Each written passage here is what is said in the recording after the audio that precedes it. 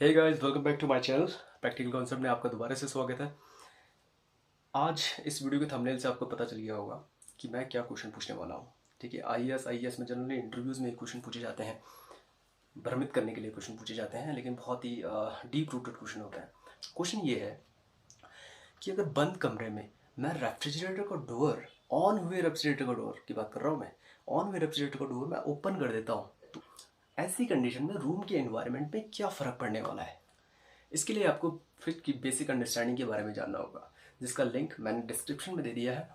और उस वीडियो को कम्प्लीटली पूरा देखिए, तभी जाके आपको ये जो कॉन्सेप्ट है वो पर्टिकुलर चीज़ समझ में आएगी। ठीक है, तो चलिए क्वेश्चन को अंडरस्टैंड करने से पहले थोड़ा सा एनाटॉमी जान लें कि किस तरीके से चीज़ें होती हैं। एक फ्रिज बना लेते हैं, बड़ा बड़ा मोटा मोटा। ठीक है, और पिक्टोरियल व्यू से आपको और ज़्यादा क्लियर हो जाएगा कि मैं किस चीज़ की बात कर रहा हूँ, कौन सी चीज़ कहाँ पे है। ये सारा का सारा वीडियो के साथ साथ आता रहेगा। ठीक है, वीडियो के साथ बने रहिए। लेट्स स्टार्ट सेज कि हमने एक फ्रिज बना दिया। This is our rectangular type of fridge. Okay,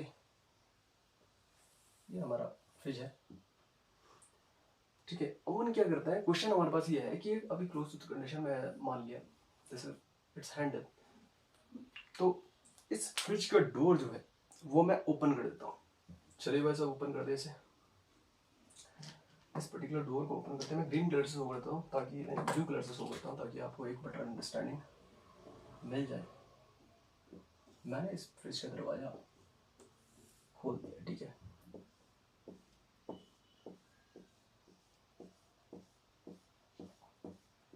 okay, now open the door of a fridge. इसके अंदर क्या होता है, बहुत सारे कंपार्टमेंट्स होते हैं। ठीक है, जिनके अंदर हमने फल सब्जियां वगैरह ये सारी चीज़ें रखी होती हैं। मान लीजिए कंपार्टमेंट्स को मैं इस तरीके से बन रहा हूँ। ठीक है, डिफरेंट टाइप ऑफ कंपार्टमेंट्स है इसके अंदर रखे हुए हैं। ठीक है, जिसके अंदर हम प्रिजर्व करने के लिए फल सब्जियों को रखते हैं। ठीक है, और यहाँ ऊपर होता है हमारा एवेपोरेटर। ठीक है, वो पिछली वाली वीडियो जरूर देख लेना डिस्क्रिप्शन में आके, वरना आपको पता नहीं चलेगा कि इवेपोरेटर क्या बोल रहे हैं सर, कुछ समझ में नहीं आ रहा। ठीक है, this is called evaporator. This zone is called evaporator. ये बॉक्स टाइप का अंदर बना होता है। अरे जहाँ पे आप अपनी आइसक्रीम जमाते हो ना, उसी को इवेपोरेटर कहते हैं। ठीक है, जहाँ पे बर्फ जमाते हो, आइसक्रीम जमाते हो, उसी को इवेपोरेटर कहते हैं। अब क्या होता है कि इस इवेपोरेटर के अंदर छोटी छोटी इस तरीके की परत बनी होती है। ठीक है, इस तरीके से छोटी छोटी पतली पतली tubes through out this cross sectional area distributed होती है।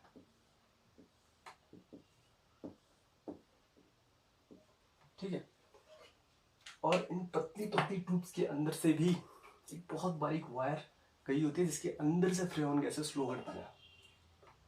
और जो ये फ्रेऑन गैसेस है वो यहाँ से होते हुए, इनके अंदर से होते हुए, इन कॉइल्स के अंदर से इस इवेपोरेटर जोन के अंदर पूरी इस तरीके से मूव करती रहती है।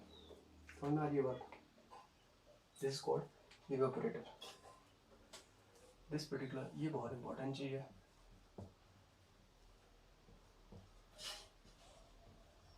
इवेपोरेटर।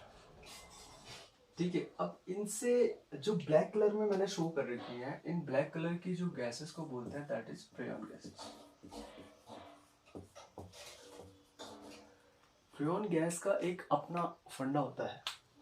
ठीक है, ये बहुत जल्दी कूल डाउन भी हो जाती हैं और बहुत जल्दी हीट अप भी हो जाती हैं। थोड़ा सा एक इस रेफ्रिजरेटर का बैक व्यू मैं इस पर्टिकुलर जोन में बना रहा हूँ। ठीक है, बेटर अंडरस्टैंडिंग के लिए चलो इसका बैक व्यू बना देते हैं, क्योंकि मेन फ्रंट में होता है और बैक में होता है। ठीक है, ये बना है, बैक व्यू बना दिया इस पर्टिकुलर रेफ्रिजरेटर का।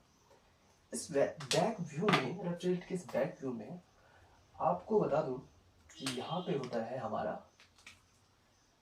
कंडेंसर, जो ये इवेपोरेटर से निकलने वाली जो गैसेस होती हैं।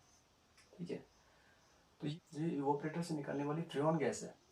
ठीक है, तो वो यहाँ पीछे से निकल करके इस पर्टिकुलर जोन में अटैच होती हैं, और इस पर्टिकुलर जोन के साथ आते ही कहाँ पे अटैच होती है, कंप्रेसर में अटैच होती है। This is called our compressor, see not compressor. ठीक है, this called our compressor, this is the electrical device. वो वीडियो देखना बहुत ज़्यादा जरूरी है, उसमें बहुत ज़्यादा क्लियरिटी आ जाएगी कि ये कंप्रेसर क्या है, कैसे वर्क करता है, ठीक है। तो लिंक मैं डिस्क्रिप्शन में दिया हुआ है, उस चीज़ को आप देख लीजिएगा। ये फ्रेऑन गैसेस यहाँ से हीटअप लेके और यहाँ से बाहर निकल रही है और ये कनेक्टेड होती है हमारे कंप्रेसर के साथ, ठीक है। कंप्रेसर का काम क्या होता है कि ये जो ड्राई गैसेस आ रही हैं, इन ड्राई गैसेस को ये पंप आउट करता है कंडेंसर में, ठीक है। आप मान के चलिए ये आपका कंडेंसर है, ठीक है। ये कॉइल्स इस तरीके से बनी होती है हर फ्रिज के पीछे, ठीक है। और यहाँ से आती हैं कॉइल्स, फिर यहाँ अंदर अटैच हो गए फ्रिज में, यहाँ पे अटैच हो गए, फिर यहाँ से अंदर ही अंदर अटैच होकर के यहाँ पे एक पर्टिकुलर वॉल्व होती है, ठीक है। This is condenser.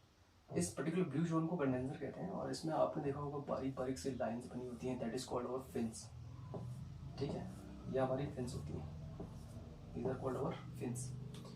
In fin का काम क्या होता है कि हीट ट्रांसफर बहुत ज़्यादा करती हैं सराउंडिंग्स में, ठीक है। कि ये ड्राई गैसेस होती हैं, इनका टेम्परेचर कंप्रेसर के कारण बहुत ज़्यादा हाई होता है, कंप्रेसर पुश करता है, टेम्परेचर और प्रेशर दोनों को इंक्रीज कर देता है ड्राई गैस का, जो यहाँ इवोपरेटर से आ रही है। ये कंप्रेसर अगर ये हाई टेम्परेचर हो रखा है इन ड्राई गैसेस का, इस ड्राई गैसेस के टेम्परेचर को लो करने के लिए हम इसको इस कंडेंसर में, कंडेंसर से होकर गुजारते हैं, ठीक है। कंडेंसर में ये बारीक बारीक सी जो लाइनिंग आपको देख रही है, that is known as the fins. Fins क्या करती हैं कि हीट ट्रांसफर रेट को और ज़्यादा इंक्रीज कर देती हैं। ये एक मैकेनिकल प्रॉपर्टी होती है, थर्मल प्रॉपर्टी कह सकते हैं आप इसे फिन्स की, कि बारीक बारीक छोटी छोटी पत्तियां होती हैं, वो हीट ट्रांसफर रेट को बढ़ा देती है क्योंकि सरफेस एरिया बढ़ जाता है, ठीक है। इस सरफेस एरिया बढ़ने से ये हीट ट्रांसफर रेट सराउंडिंग्स में दे देती है, भेज देती है, यहाँ से हीट रिजेक्ट हो जाती है, ठीक है। हीट रिजेक्शन होती है। अब क्या होता है जब जिसने हीट रिजेक्शन कर दिया थ्रू दिस कंडेंसर, तो अंदर या कन्वर्ट हो जाएगा, ये लिक्विड फॉर्म में कन्वर्ट हो जाता है और उस लिक्विड को भी फर्दर हम इस एक्सपेंशन वॉल्व की मदद से, ठीक है, रेड कलर से मैं बोल देता हूँ बेटर विजिबिलिटी के लिए, ये जो एक्सपेंशन वॉल्व होती है यहाँ पे, ठीक है, ई, इस एक्सपेंशन वॉल्व की मदद से हम इसे क्या कर देते हैं, बहुत ज़्यादा कूल कर देते हैं। ये बहुत ही मैजिकल डिवाइस है, ठीक है, एक्सपेंशन वॉल्व। इसमें एरिया वेरिएशन के कारण हम इसके प्रेशर और टेम्परेचर दोनों को बहुत ज़्यादा रिड्यूस कर देते हैं, that is called the throttling process, ठीक है। इस एक्सपेंशन वॉल्व में थ्रॉटलिंग प्रोसेस होती है, हाईली इरिवर्सिबल प्रोसेस होती है, क्योंकि एरिया ज़्यादा बड़ा है और बारीक एरिया में हम इसे पंप आउट करते हैं, पुश आउट करते हैं, ठीक है। तो इसे रिवर्सिबल बैक नहीं किया जा सकता इसको, इसलिए इसे इरिवर्सिबल प्रोसेस कहते हैं। अब ये इसका टेम्परेचर और प्रेशर क्या हो जाता है, इस लिक्विड का टेम्परेचर और प्रेशर बहुत ही ज़्यादा क्या है, अब ये लिक्विड फ्रेऑन में कन्वर्ट हो गया है, ड्राई फ्रेऑन इवापोरेटर से होके आती है, लेकिन एक्सपेंशन वॉल में जाते जाते ये क्या हो जाती है, बिल्कुल लिक्विड फॉर्म में कन्वर्ट हो जाती है। अब ये एक्सपेंशन वॉल से लिक्विड फॉर्म में जो फ्रेऑन गैसेस हैं उनको हम भेज देते हैं कहाँ, इस इवापोरेटर जोन में, समझ आ रही है। अब समझिए इस इवापोरेटर की कहानी। इस इवोपरेटर में क्या हो रहा है कि जब ये एक्सपेंशन हो करके इसका टेम्परेचर और प्रेशर बहुत ज्यादा रिड्यूस हो जाता है, अब हमने उसे फिर से भेज दिया कहाँ, हमने उसे भेज दिया इवोपरेटर में। इवोपरेटर में क्या होता है कि इसका टेम्परेचर इतना ज्यादा लो होता है कि सराउंडिंग के टेम्परेचर से भी डाउन चले जाता है, इवन वाटर के फ्रीजिंग पॉइंट से भी नीचे चले जाता है, 0 डिग्री सेंटीग्रेड से भी नीचे चले जाता है। तो होता क्या है, इस टेम्परेचर डिफरेंस की वजह से यहाँ पे रखी हुई, आपके मान लीजिए यहाँ पे अंडों की ट्रे रखी हुई है, ठीक है, आपकी मान लीजिए यहाँ पे फल सब्जियाँ रखी हुई हैं, कुछ भी किसी तरीके की फल सब्जियाँ यहाँ पे रखी हुई हैं, ठीक है। यहाँ पे आइस क्यूब जमाने के लिए आपने रखा इवोपरेटर के अंदर। तो यहाँ से क्या होता है, इस टेम्परेचर डिफरेंस की वजह से इनका एक अपना पर्टिकुलर टेम्परेचर है, फूड आइटम्स है उनका एक अपना पर्टिकुलर टेम्परेचर होगा, हाई टेम्परेचर पे होंगे। इस इवोपरेटर के अंदर जो गैस फ्लो कर रही है लिक्विड फॉर्म में, उसका टेम्परेचर बहुत ज़्यादा लो है। वो लो किसकी वजह से, एक्सपेंशन वॉल्व और इस कंडेंसर की मदद से, ठीक है। तो अब यहाँ पे देखिए, ये पर्टिकुलर टेम्परेचर डिफरेंस होने के कारण क्या होता है कि यहाँ से हाई टेम्परेचर से लो टेम्परेचर की तरफ हीट का फ्लो होना स्टार्ट हो जाता है। Heat is flowing through these products to the evaporator,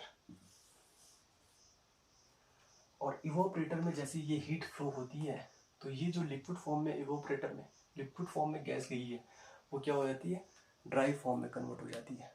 नहीं देते हम वाटर को हीट देंगे तो वो वेपराइज हो जाता है। उसी तरीके से इसी लिक्विड फॉर्म में जो इवापोरेटर के अंदर फ्रेऑन गैस है वो वेपर फॉर्म में कन्वर्ट हो जाती है, और उसी वेपर फॉर्म को हम पीछे से निकाल करके फिर से पंप आउट कर देते हैं कंप्रेसर के अंदर।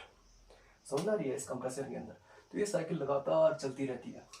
ठीक है, इवापोरेटर से ड्राई गैसेस कंप्रेसर के अंदर गई, कंप्रेसर ने इसे पंप किया कंडेंसर के अंदर, कंडेंसर से ये कूल डाउन हुई, लिक्विड में कन्वर्ट हुई, और फिर फर्दर बॉडी टेम्परेचर डिक्रीज करने के लिए हमने एक्सपेंशन वॉल से गुजारा, जिससे पूरा का पूरा लिक्विड में कन्वर्ट हो जाता है हमारी ड्राई गैसेस, और इस ड्राई गैसेस को फर्दर हम भेज देते हैं इवापोरेटर में।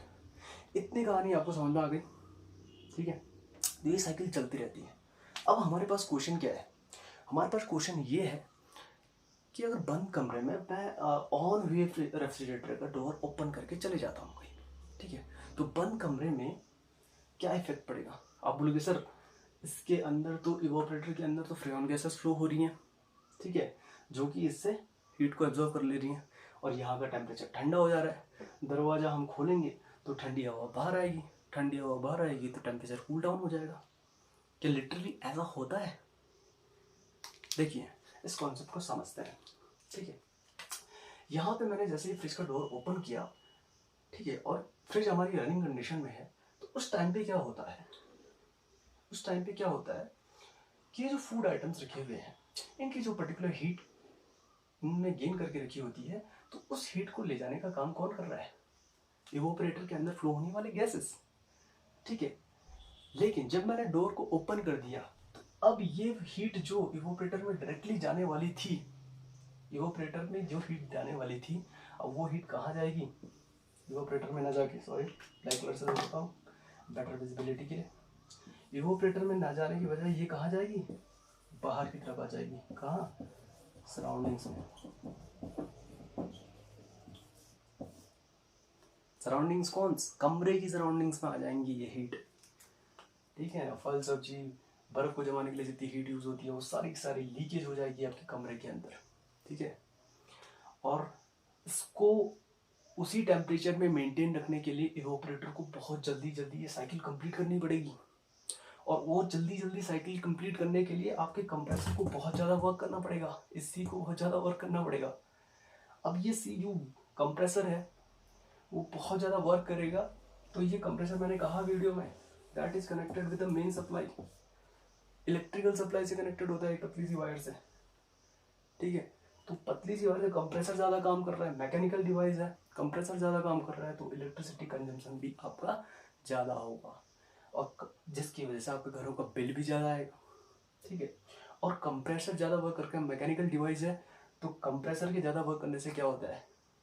फ्रिक्शन जनरेट होगा, हीट जनरेट होगी, हीट जनरेट होगी, ज़्यादा वर्क कर रहा है, ज़्यादा पंप आउट, ज़्यादा साइकिल्स इस कंडेंसर के थ्रू भी रिलीज होगी, फ्रेऑन गैसेस ज़्यादा मात्रा में यहाँ से हीट रिलीज करेगी। तो अभी तक क्या हो रहा था, इससे पहले वाली कंडीशन में जब फ्रिज का डोर बंद था तो नॉर्मल कंडीशन में सब कुछ चल रहा था। ठीक है, लेकिन जैसे मैं फ्रिज का डोर ओपन कर दिया तो सारा का सारा लोड कंप्रेसर में बढ़ने के कारण और हीट का लीकेज सराउंडिंग में होने के कारण, ठीक है ना, रूम का पूरा टेम्परेचर क्या होता है? इंक्रीज हो जाता है। ठीक है, रूम का पूरा टेम्परेचर इस कंप्रेसर के कारण हो रहा है, इस कंडेंसर में एक्स्ट्रा लोड के कारण हो रहा है, और हीट के लीकेज की वजह से हो रहा है। तो अब आ गई बात समझ में। अब तो नहीं कहोगे कि टेम्परेचर डिक्रीज हो जाएगा, क्योंकि फ्रिज तो कूलिंग सिस्टम है और ये कूल करने का काम करता है।